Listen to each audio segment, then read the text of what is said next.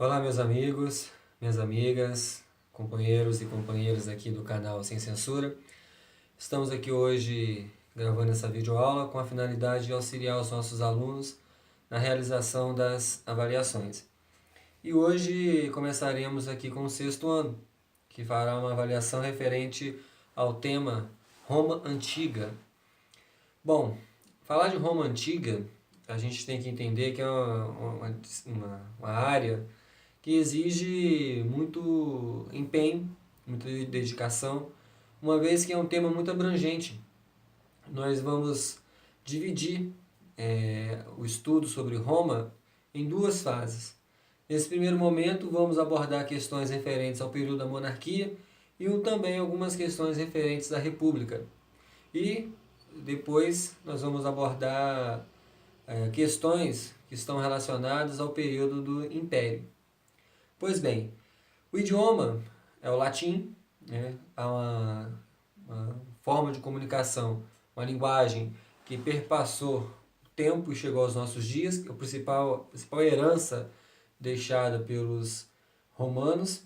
E no período da monarquia, a história de Roma, nós temos que ressaltar, ela é dividida, como eu falei agora há pouco, em três fases: monarquia, república e império.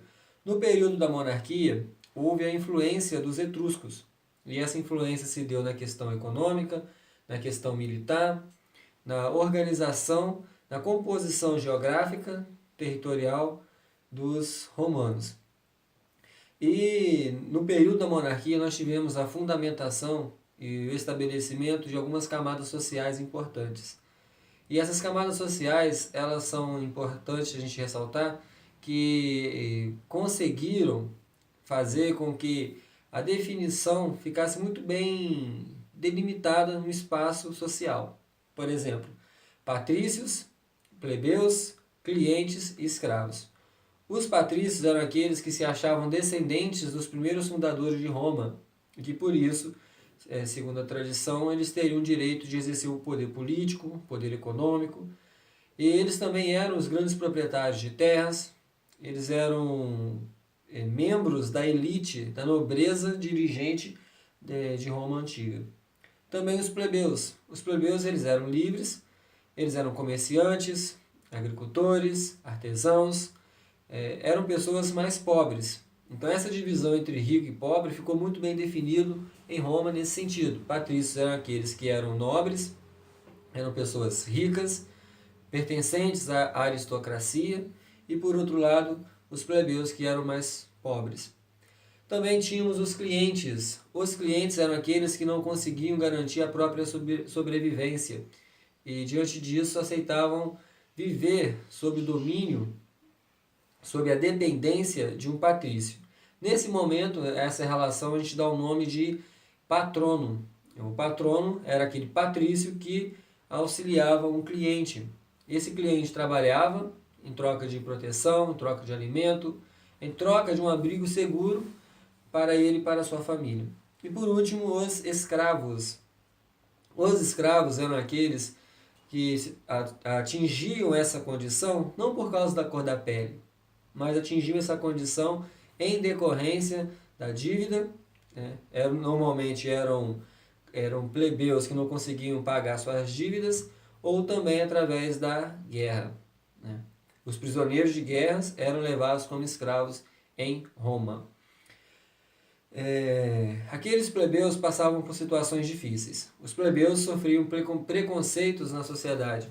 Não podiam se casar com os patrícios, os plebeus não podiam participar da política, os plebeus não tinham nenhuma possibilidade de ascender socialmente, ou seja, melhorar de vida. E aqueles plebeus não ficaram de braços cruzados, vendo os seus direitos sendo retirados. Eles foram à luta. Eles conseguiram fazer com que algumas transformações ocorressem na sociedade. E eles formaram o tribuno da plebe, uma assembleia onde os plebeus conseguiam se reunir e a partir daí lutar de uma maneira mais consistente a favor dos seus direitos. E depois do tribuno da plebe, nós tivemos a criação da chamada Lei das 12 Tábuas. A Lei das 12 Tábuas concedeu aos plebeus direitos fundamentais. A partir daquele momento, os plebeus tinham a permissão de se casar com um patrício, os plebeus passaram a ter a possibilidade de participar da política, tanto é que nesse momento os plebeus tiveram a condição de assumir o cargo de cônsul, o cargo mais importante no período da República Romana, e eles também passaram a ter o direito de dividir as riquezas obtidas na guerra. Então os plebeus conquistaram direitos fundamentais através da Lei das 12 Tábuas. E um fato importante nessa questão de Roma Antiga são as guerras púnicas. As guerras púnicas foram aquelas guerras travadas entre Roma e Cartago. Cartago oferecia perigo aos romanos. Perigo em que sentido? Os cartagineses, eles ameaçavam dominar parte do território que cabia aos romanos. E diante disso, também isso implicaria, deve-se ressaltar, no domínio de rotas comerciais que eram dos romanos. Diante dessa ameaça, os romanos se levantaram e batalhas foram travadas. E os romanos, por terem um exército muito mais forte, por terem um exército muito mais consistente, conseguiram derrotar os cartagineses. E a consequência principal da vitória dos romanos sobre Cartago foi justamente no fato de que os romanos estabeleceram o que nós chamamos de Mare Nostrum, ou seja, mar é nosso. Boa parte do mar Mediterrâneo caiu nas mãos dos romanos. Os romanos passaram a exercer um controle absoluto sobre o mar Mediterrâneo, estabelecendo rotas comerciais com diversos povos. Nós pegamos um ponto importante na política imperial, que foi a política do pão e circo. Qual era a finalidade dos romanos? Os romanos queriam estabelecer a paz, queriam acabar com os conflitos. E a possibilidade disso acontecer foi através dessa política do pão e circo. Ou seja, pão, alimento, circo, diversão. A finalidade era conceder comida aos pobres, principalmente, e conceder diversão, que eram os coliseus, né? A diversão naquele momento era ir ao coliseu assistir lutas que só acabavam quando um dos combatentes vinha a falecer. E diante disso, o que ficou determinado é que, ao conceder alimento e ao conceder diversão, o objetivo central era evitar que revoltas acontecessem. Qual era o pensamento da elite patrícia daquele momento? Se um pobre está com a barriga cheia, se ele tem diversão, ele não vai pensar em conflito. Ele não vai pensar em travar guerras, muito pelo contrário, né? Então foi uma política voltada para estabelecer a paz dentro do Império Romano, né? E foi uma política que deu sucesso, teve uma repercussão positiva, uma vez que foi o período da Pax Romana, ou seja, a paz romana, não existia guerra. Foi o período de mais prosperidade do Império Romano. E o principal legado deixado pelos romanos, foi justamente na questão do direito, na área do direito, e também o latim.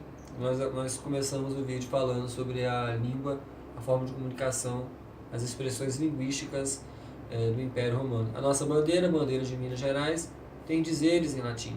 Libertas, caecera também, liberdade, ainda que tardia. E essa foi a nossa revisão. Qualquer dúvida, estou à disposição. Vou deixar aqui, no nosso vídeo o endereço para acessarem o nosso blog, obterem mais informações sobre o tema. E qualquer dúvida, estamos aqui com todo prazer para ajudá-los. Um grande abraço a todos, saudações, bons estudos e até a próxima. Valeu, galera!